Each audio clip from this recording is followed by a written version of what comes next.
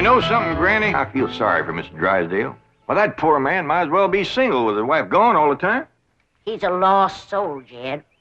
I was glad you invited him over for supper last night. But even my cooking didn't cheer him up. Yeah, I noticed he hardly touched his plate of grits and possum belly. Even when I spooned on some gopher gravy. He didn't perk up till after supper, and Pearl started playing and singing. Don't tell me he liked Pearl's bellering. That wasn't bellering, it was yodeling. Well, it curdled the milk clean out to the kitchen. I've thrown shoes at tomcats that made prettier music than Pearl. I sure wish you two women would get along together. We ain't gonna get along together till she learns to stay out of my kitchen. I bet she's in there right now, sticking her long nose into my pots and pans. 5 days. If she is... Now, Granny, you just cool down. Elly May, Jeff Green, what in the world have you been doing? Playing ball with some fellas down in the pasture. What's that thing? Well, this here's what you call a football helmet. Elly May, I'm pretty near positive that a ball gown ain't for playing ball in. Well, the fellas seem to like it, didn't they, Jethro? They sure do, Uncle Jed. They's waiting for us right now to get some money to buy a new football. What happened to that one? Well, Jethro was going to throw me a pass, But I grabbed it too hard, and it busted. I ain't gonna give you the money for another one. Oh, heck. Well, that's all right, Jethro. Remember, they said they'd be just as glad to play with us without a football. Come on.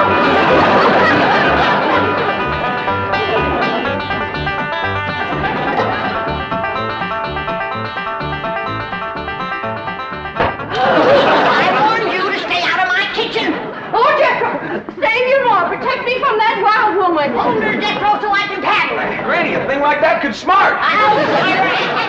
Put me down, big overgrown put. Hey, what's going on here? Jethro, put your granny down. He was fixing to whomp Ma. I'll whop her. Here, Ma, now it's a fair fight. I'm gonna whomp nobody. Well, then you tell Pearl the next time she sticks her nose in one of my pots, I'm gonna cook it. It is my bounden duty as a mother to supervise the victuals of my growing children.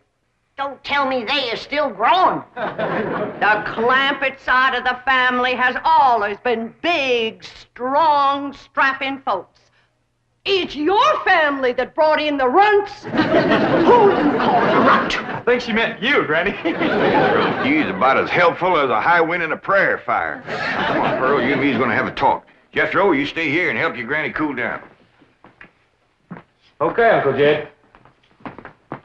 Granny, would you rather I held you under the faucet here to cool off, or took you out to the cement pond and ducked you? Try either one and I'll bash you flatter than a gander's arch. Now, Pearl. Cousin Jed, I know just what you're going to say.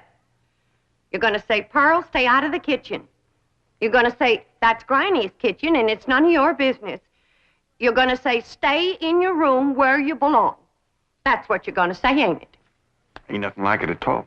What I was going to say was, it seems to me that a handsome widow woman in the prime of life ought not to be hiding herself in the back part of the house, working over steaming pots and pans and dipping her playing fingers into soapy water and hoarsening up her beautiful singing voice yelling at Granny. That's what I was going to say. Praise be. Why don't I keep my big mouth shut and just listen? You know, Pearl, you got the gift of making music. And I reckon there ain't nothing these city fellas likes better than that. Really, Jed? Yeah, remember last night when Mr. Drysdale was here and you was playing and singing and yodeling for him? Yeah. You brung that poor lonesome man a lot of happiness. Jed, you ain't agreeing in me, are you?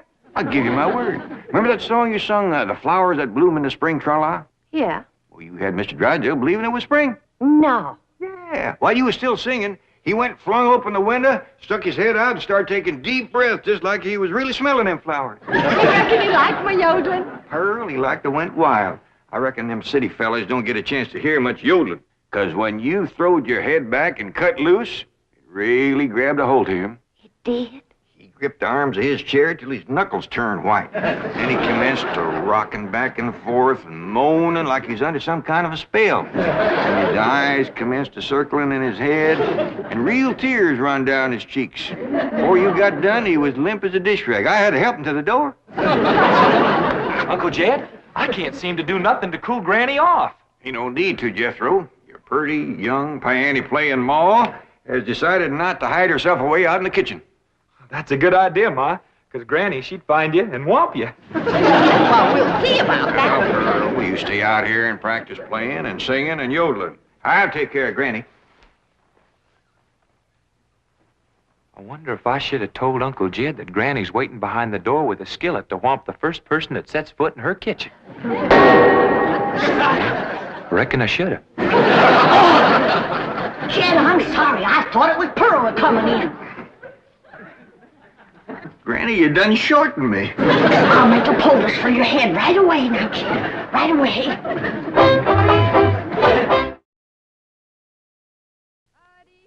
I'm telling you, Granny, you don't have to worry no more about Pearl coming in your kitchen.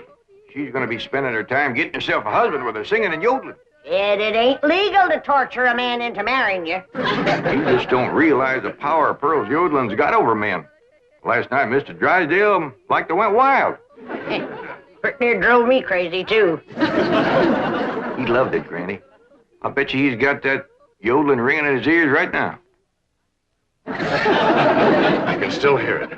An unearthly screeching. Now, Chief, surely it wasn't that bad. Well, I can best describe it as the sound a woman might make if she were having her appendix removed without an anesthetic. Milburn, darling. Margaret, I'm so glad to have you back, dear. What a cunning hat, dear. Is it you? Welcome home, Mrs. Drysdale. Thank you. Milburn, I have the most marvelous news. I'm going to a health farm in Arizona. What? Some women were talking about it on the plane. It's terribly chic, quite expensive, and you don't need any willpower. They just force you to be healthy. The doctors are all deliciously mean. But, Margaret, you are healthy. Every doctor in the United States says you're healthy. But, dear, this is different.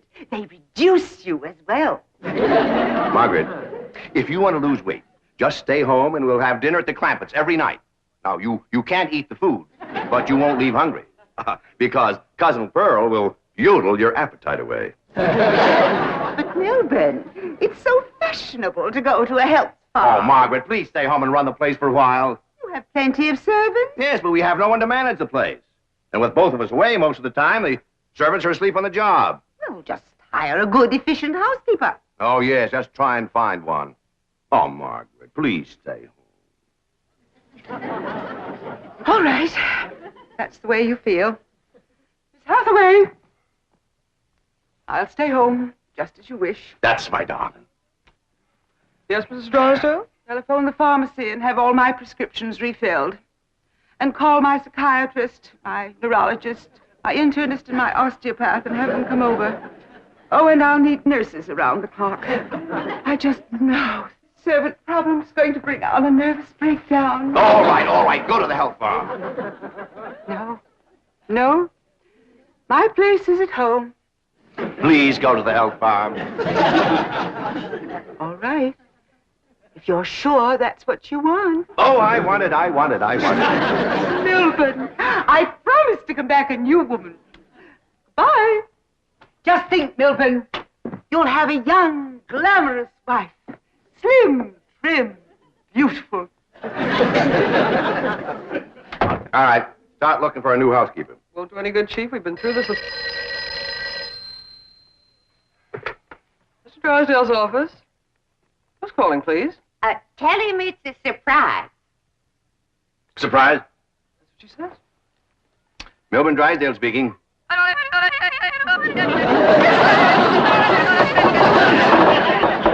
in the world is that? That is Pearl Bodine yodeling. Now, when she comes up for air, tell her I was drafted. Chief, she might be the answer to your housekeeping problem. What?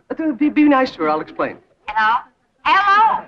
Hello, Mrs. Bodine. How nice to hear your voice again. What are you saying? Mr. Clampett says that Pearl is such an industrious housekeeper that Granny is jealous. She might take over your house and hers and solve both your problems. What about that yodeling? I won't be there. And I defy any servants to sleep on the job with Pearl around. Hello? Hello, Mrs. Bodine. I wonder if I might come over and talk to you for a while. What, talk to me? Well, what about? I think you may be just the woman I've been looking for. Yeah. To take over the running of my house? Well, yes. Come right ahead. Can we say 3 o'clock? Let's say 2.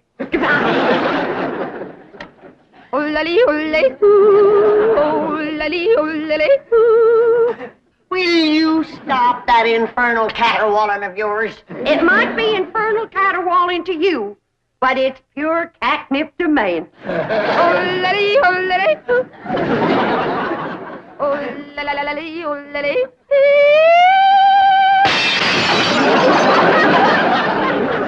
Now, looky there. I hit such a perfect note, it busted the glass. It wasn't your voice that busted the glass. It was your face. We'll see who gets the last laugh when my sweetie comes. What, sweetie? That's for me to know and you to find out.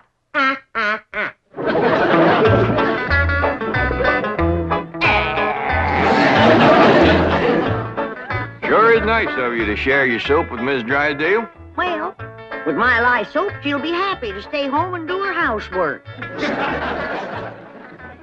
Penny, most powerful batch of soap that you ever made.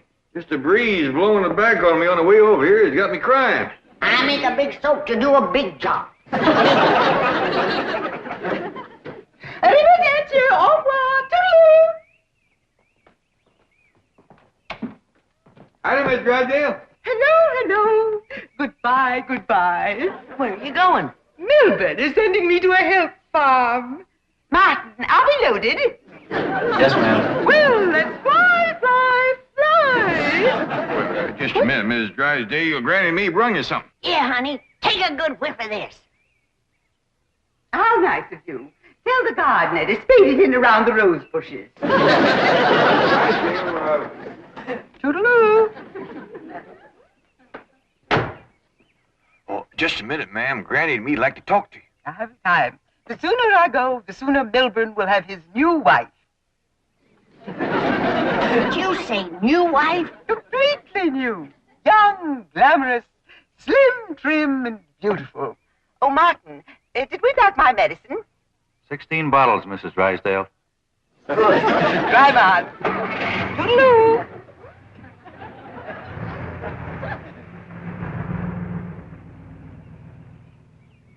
How could a woman be so cheerful about her husband getting a younger wife? You heard her. She's loaded. Yeah, both of them. Sued to the gills. Who do you reckon is the woman that busted him up? Hard to tell, Granny. There's so many young, beautiful women out here. Yeah, probably one of them glamorous movie stars.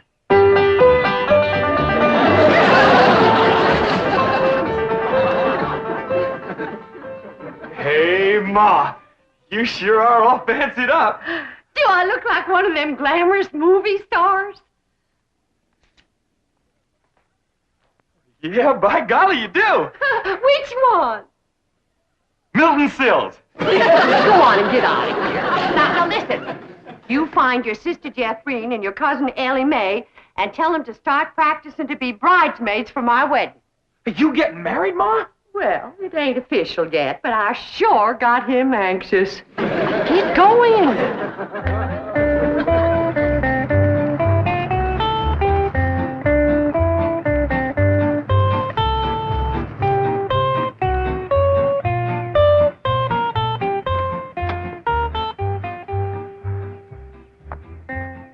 I think we have in about 15 minutes.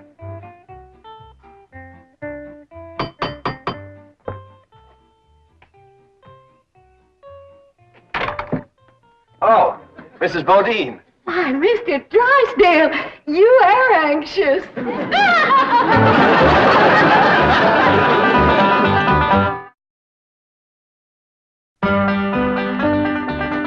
I'd have had a little more notice, I'd have baked your sweet potato pie. It's one of my specialties. Oh. Won't you sit down? Thank you. Here, I'll take your hat. Yes, sir, I just love to cook, and I love to sew, and I love to keep house. Yes, I've heard you're an exceptional housekeeper. But I ain't one of them fussy ones. No, sir, not me. I say a man's home is his castle, and it is the duty of a woman to make him comfortable. Oh. Here we go. Yes, sir. A man works hard all day. And when he gets home, he has a right to enjoy himself.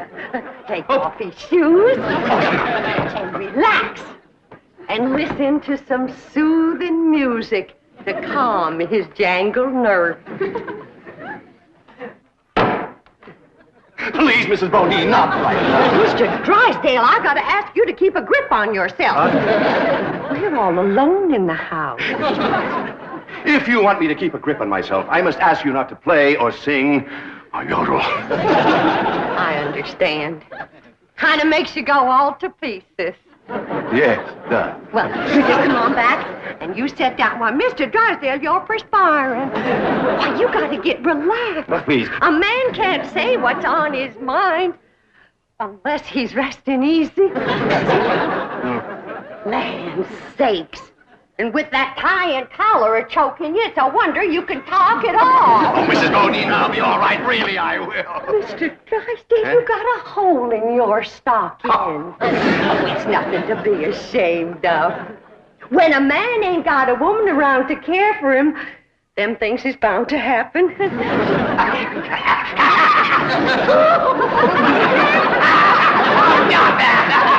I declare, Mr. Drysdale, you're ticklish.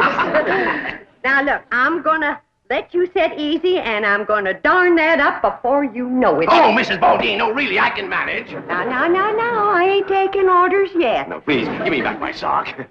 Give me my I know sock. how to handle you.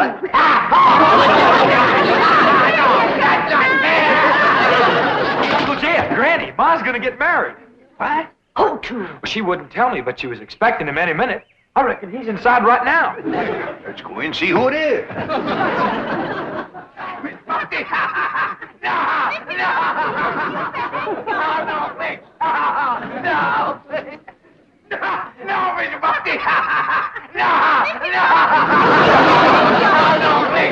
Mr. Drysdale. I reckon Pearl is a young, beautiful woman that busted up his marriage. What? It's been her singing and yodeling that drove him to it. Mr. Drysdale. Mr. Clampett, it was just, your cousin and I were... Oh, no, we weren't. Jethro, leave the room. Leave the house. Did you have to come back right now? We was just going great. Pearl, what's the matter with you? Man crazy, always was. Mr. Drysdale, get yourself decent. I'll be back to talk to you.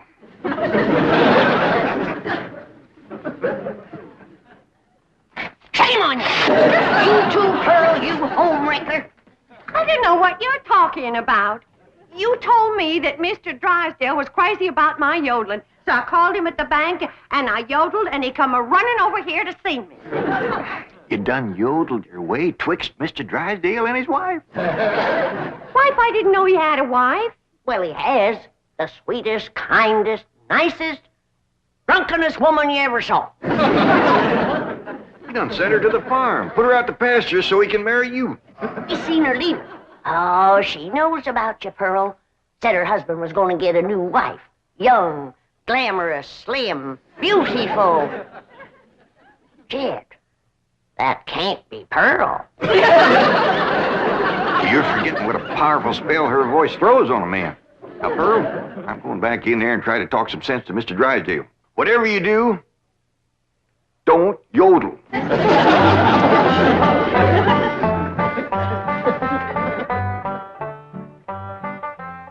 Oh, Mr. Clampett, I'm terribly embarrassed about the picture we must have presented when you came in, but I assure you I wasn't at fault. Yes, your cousin Pearl is one of the most... Yeah, my cousin Pearl admitted that she called you on the telephone and stirred you up. But she didn't know you were going to send your wife away to make room for her. Oh, but I didn't. In the first place, my wife is never home. Second place, if she does come home, there's still plenty of room for both of them. Mr. Drysdale, I hear tell that you folks out here behaves mighty different than we's used to. I know you're carrying a heavy load on account of your wife. But I just can't let my cousin Pearl get mixed up in any kind of goings-on like that. Well, then, if I can't have Pearl, can I have Granny?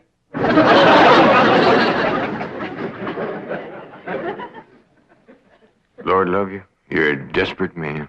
What are they saying? How can I hear when you keep pestering me?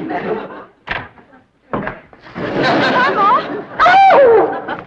Jed told you not to yodel. I was screaming. Hell indifference. What in the world happened to you? We was playing football with some boys. Yeah, and they sure was dumb. Jethro was a toting the ball, and they kept a-tackling me. Go get cleaned up, both of you. But Jethro says you want us to be bridesmaids at your wedding. Yeah, who you marrying, Aunt Pearl? What's his name, Ma? Puddin' and tame. Ask me again and I'll tell you the same. Now, get upstairs. That's a funny name, Puddin' and Tame. Oh, Ma don't care. She once said she'd marry Humpty Dumpty. Well, I like Jethro and Tame better than Jethro and Dumpty. That poor man in there is so sick of his drinking wife, he is wanting to marry either one of you two. Last one in is an old maid. Ready? We's trying to save the marriage, not bust it up, and I think I got an idea that'll do it. I want you two to wait in the kitchen, and when I bring Mr. Drysdale in, I want the two of you. Yes, sir, Mr. Drysdale. Both them fine, hard-working, good-cooking, housekeeping women is in the kitchen there. All you have to do is go in there and take your pick. Oh, this is marvelous of you. Nobody knows. Oh, no. And they took the pledge.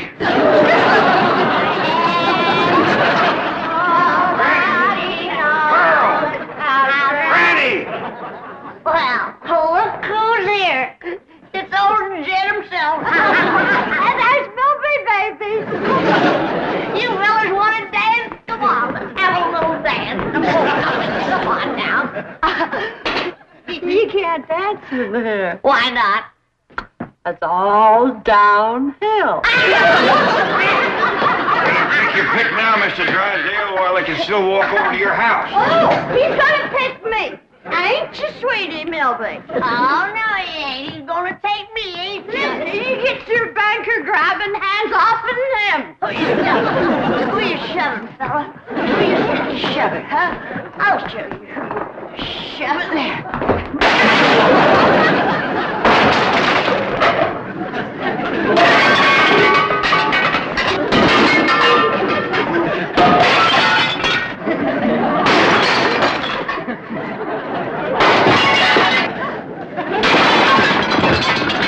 How about taking both of them, Mr. Drysdale? No, thanks. You done it, girl. Bless you both.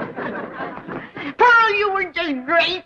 So was you, Granny, darling. Together, you saved that man's home and you saved his marriage. Now, don't it give you a good feeling? Yeah. Well, I'm kind of winded. I think I'll go upstairs and rest. Call me when lunch is ready, Granny. Oh, now, just a minute, Pearl, honey. We got a lot of mess to clean up here. But, Granny, darling, you give me strict orders to stay out of your kitchen. Remember? Why, you low down, no good. Here we go again.